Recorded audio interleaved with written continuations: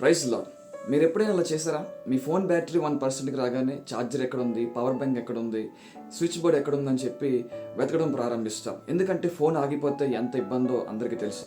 కానీ ఆత్మీయంగా 1%కి వచ్చేసినప్పుడు, అస్సలు పరిస్థితి అస్సలు బాగాలేనప్పుడు, వాక్య ధ్యానం లేనప్పుడు, ప్రార్థనా జీవితం లేనప్పుడు, దేవునితో సన్నిహితమైన సంబంధం లేనప్పుడు అంతా బాగానే ఉన్నట్టు బ్రతికిస్తుంటారు. కానీ జ్ఞాపకం చేసుకోండి, ఆ విధంగా బ్రతికినప్పుడు శారీరకంగా ఆరోగ్యంగా కనిపిస్తున్నప్పటికీ ఆత్మీయంగా చనిపోయిన పరిస్థితులు ఉన్నారన్నది గ్రహించుకోవాలి. కీర్తనలు 85వ కీర్తన 6వ చరణంలోని ఇలా రాయబడి ఉంది, నీ ప్రజలు నీ యందు సంతోషించినట్లు దేవా మమ్మల్ని మరలా బ్రతికింపవా అని చెప్పి.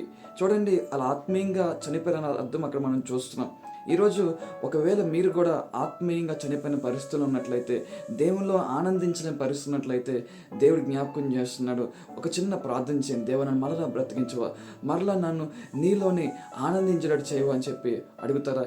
అడిగినట్లయితే దేవుడు ఖచ్చితంగా మళ్ళీ మిమ్మల్ని బ్రతికిస్తారు. చిన్న ప్రార్థన చేస్తారా? యేసయ్యా నీకు వందనాలు, స్తోత్రాలు ప్రభా, మమ్మల్ని మరలా బ్రతికించు తండ్రి, మరలా నీలో ఆనందించేటట్టు, మరలా ప్రార్థనలో విశ్వాసంలో బ్రతికించమని ప్రార్థన చేస్తున్నాం తండ్రి. నీకు స్తోత్రాలు తెలియజేస్తూ యేసు పరిశుద్ధ నామములో అడుగుచున్నాం తండ్రి, amen. May God bless you all, may God be with you.